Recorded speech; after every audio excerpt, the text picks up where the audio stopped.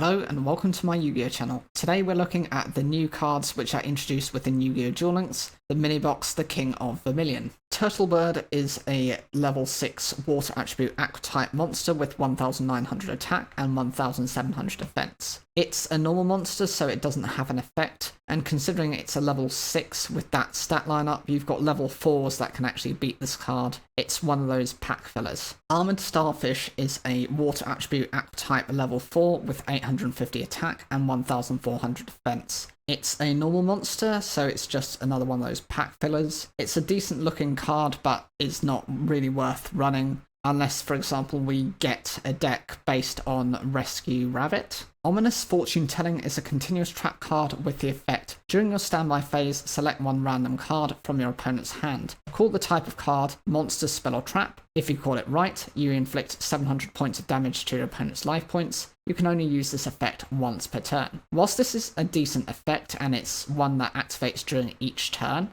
it does only half the 350 points of damage, and there is the chance that you guess wrong. It's also taking up one of the precious zones that you have on your spell and trap zone, and of course you'll only have a maximum of 3. So it's really something that you have to balance alongside what other cards are you going to use to either protect this card, or at least protect you from getting OTK'd, or from your opponent dominating against you. Fiend Scorpion is an Earth attribute insect type level 2 with 900 attack and 200 defense. It's a normal monster, and so it's just one of these pack fillers. It was used within Yu-Gi-Oh! GX. It did have a little bit of a cameo, and it was when they reached this sand dune dimension. It was being controlled under the power of Yugioh and under the power of the rock spirit to summon these fiend scorpions to kind of drown this submarine that they've got in the middle of the sand, which had a medical kit that Jaden and his friends needed to protect the other members of Duel Academy.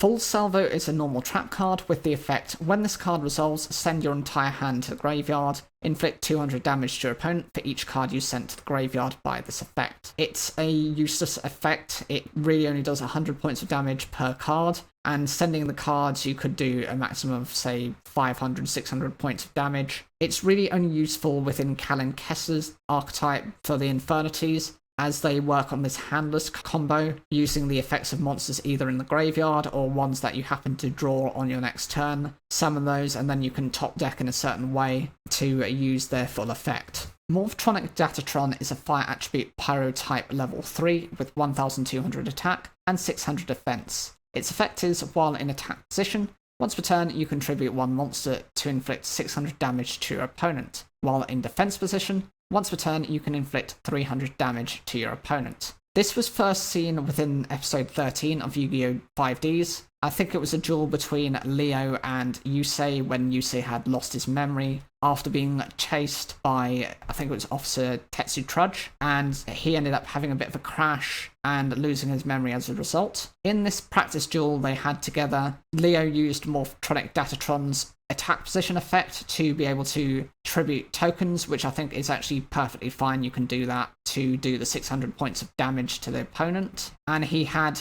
2 of the Morphtronic Magnon, so he could protect himself from ever being attacked. It also has the benefit, if you just aren't willing to tribute monsters, to be able to constantly do that 300 points of damage. Remember, in both of these effects, they're halved, so it's 300 and 150 damage to the opponent. It just depends on where you are within your situation. If you want more monsters in your graveyard, the best effect is the attack position one. If you don't want to overspend your resources, maybe having this in defense and guaranteeing 150 points of damage might be the better option. Morphtronic Rusty Engine is an equipped spell card with the effect: equip only to a Morphtronic monster. If the equipped monster is destroyed, inflict damage to each player equal to its original attack. Depending on what you're using and running and what is being equipped, this could make a bit of a difference, especially if your opponent is on low life points. But for the most part, it's a little bit of annoying damage that's going mutually to both you and your opponents. It's a little bit like Ring of Destruction without the so-called destruction effect. Ebon Arrow is a normal trap card with the effect: select one face-up monster you control. Until the end phase, it loses 500 attack, and during battle between that attacking monster and a defense position monster,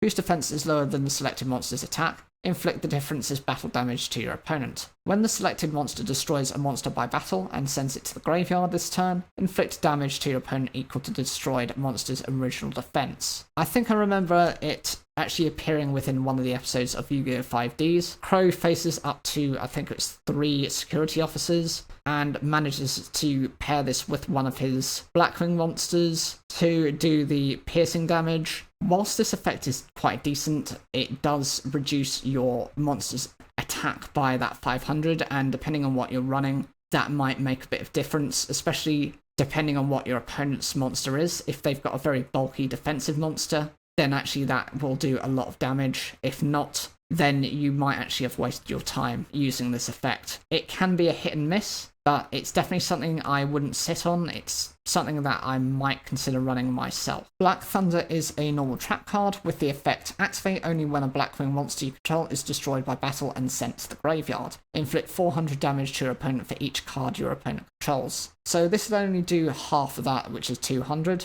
If they've got a lot of cards on the field, that's a maximum of 6, so that's 3 in the spell and trap zone and 3 monsters. That could be up to 1,200 points of damage. More realistically, you might be looking at maybe 600, 800 points of damage if they've got a couple of monsters and a couple of spell and trap cards. It's an okay effect, but really it can be forgotten within the archetype. Blackwing Etesian of 2 Swords is a dark attribute winged beast type monster, level 3 with 400 attack and 1,600 defense. And its effect is, if a Blackwing monster you control battles an opponent's monster, and your opponent still controls that monster at the end of the damage step, you can send this card from your hand to the graveyard to inflict 1,000 points of damage to your opponent. Again, this will only do 500 points of damage, which is fine, and it's very niche because it only has work if your Blackwing happens to have tried to attack into an opponent's monster and had not succeeded in that. For some reason, maybe it's not vulnerable to battle damage or to being destroyed by battle, but it's very niche circumstances. I would never consider running this card.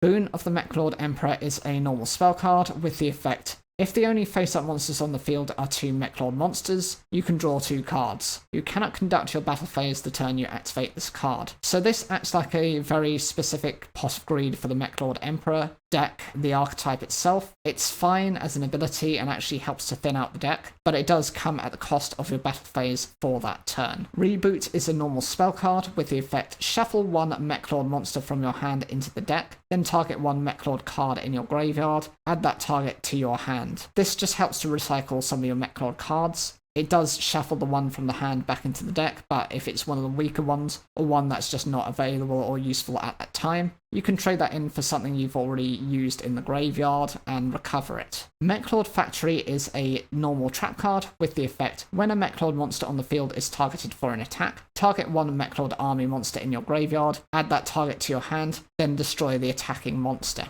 Destroy the attack target. So this actually swaps out your monster that's being chosen as the target for something that you can recover to your hand. That's not necessarily a good thing because that just means that your opponent can actually just attack you directly. Maybe it's better to just actually lose the monster than to have this happen. Unless, of course, you're trying to trigger the effect of Mechlord Emperor, which means that you can special summon that from your hand. Spacegate is a continuous trap card with the effect, each time a monster your opponent controls attacks or is attacked, place 1 gate counter on this card at the end of the damage step. During your main phase, you can send this card to the graveyard, special summon 1 monster from your hand, whose level is less than or equal to the number of gate counters on this card. This can be quite useful depending on what you're running.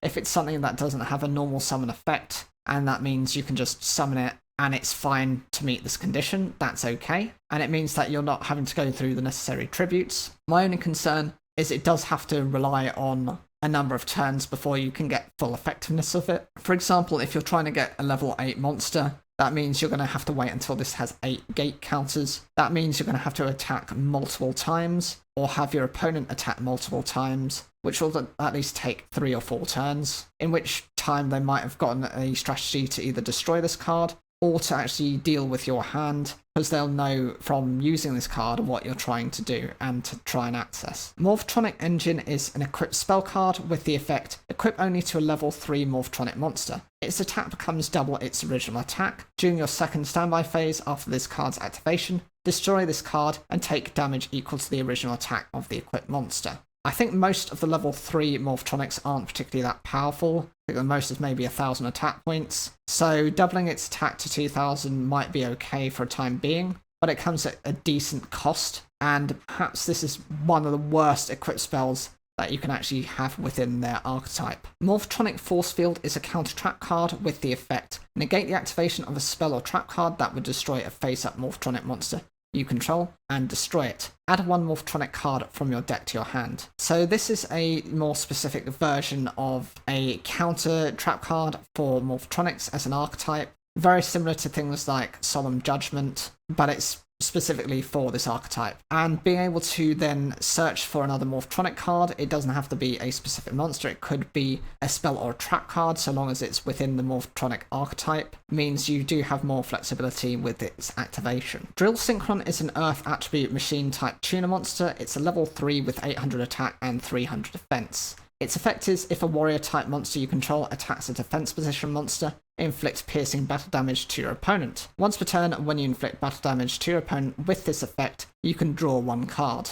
I like the design of this card, and I know it's specific for summoning Drill Warrior because it does require this card as the tuner monster. It's also very decent as it splashes in with warrior type decks in general, provides them with some piercing battle damage, and if you manage to do this multiple times, then you're constantly being able to draw into new cards, rather than running more generic cards which might have some disadvantages to them. Creation Resonator is a wind attribute fiend type tuner monster. It's a level 3 with 800 attack and 600 defense. Its effect is: if you control a level 8 or higher synchro monster, you can special summon this card from your hand. This is one of those few Resonator monsters that doesn't really have an effect to it. It's more that it can just special summon itself if you happen to have the Red Dragon Archfiend on the field already. Let's face it, even though it says level 8 or higher synchro monster, that's most likely the target you're going to have on the field, and it just helps you to get into your Red Nova Dragon that much simpler. Synchron Carrier is an Earth attribute machine type level 2 with 0 attack and 1000 defense. Its effect is: during your main phase, you can normal summon one Synchron monster in addition to your normal summon or set. You can only gain this effect once per turn. If another Synchron monster is sent to your graveyard as material for the Synchro summon of a warrior or machine Synchro monster, while you control this card, you can special summon one Synchro token. It's a machine type Earth attribute level 2 with 1000 attack and 0 defense. You can only use this effect of Synchron Carrier once per turn. So the whole point of this card is it's an extender for your synchro plays. It allows you to then go into an additional summon within the turn, which means you can actually either use this card or some other cards you might have had, such as Quillbot Hedgehog, to go into something like maybe a Junk Synchron or something else, and then you're able to then potentially synchro into another monster, because this will then generate an additional token. It's an okay card, but it's not my favourite. It's supplementary and it can be easily forgotten about considering the amount of support that UC has received recently.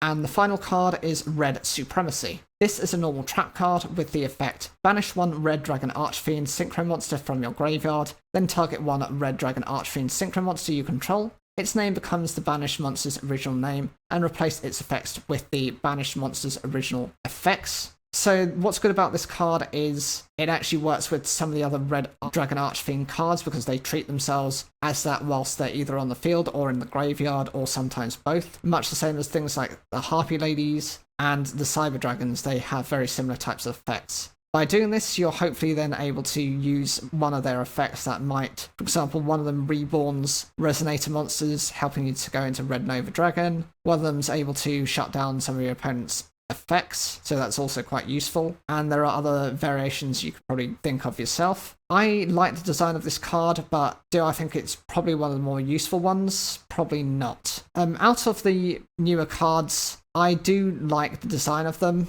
My favourite card probably out of the list of those is probably either Ominous Fortune Telling or the Spacegate, because they do both have useful effects to them. Spacegate being able to summon a high-level monster from your hand at no real cost to you, and Ominous Fortune Telling for the ability to see what your opponent has in their hand and to potentially inflict some burn damage. The worst card I would say is probably Turtlebird. It's a level 6, and it's a normal monster, so many of the monsters actually level 4 can beat that card if you think of things like Goblin Elite Attack Force, or some of the other Goblin cards as well. Those can also meet that condition. Even things like Giant Orc, Indomitable Fighter Lele, I think, is also another card that can do that as well. So whichever ones are your favourite and least favourite, please put those down in the comments. I look forward to hearing from you. Make sure to like the video if you enjoyed it, and don't forget to subscribe for more daily Yu-Gi-Oh content.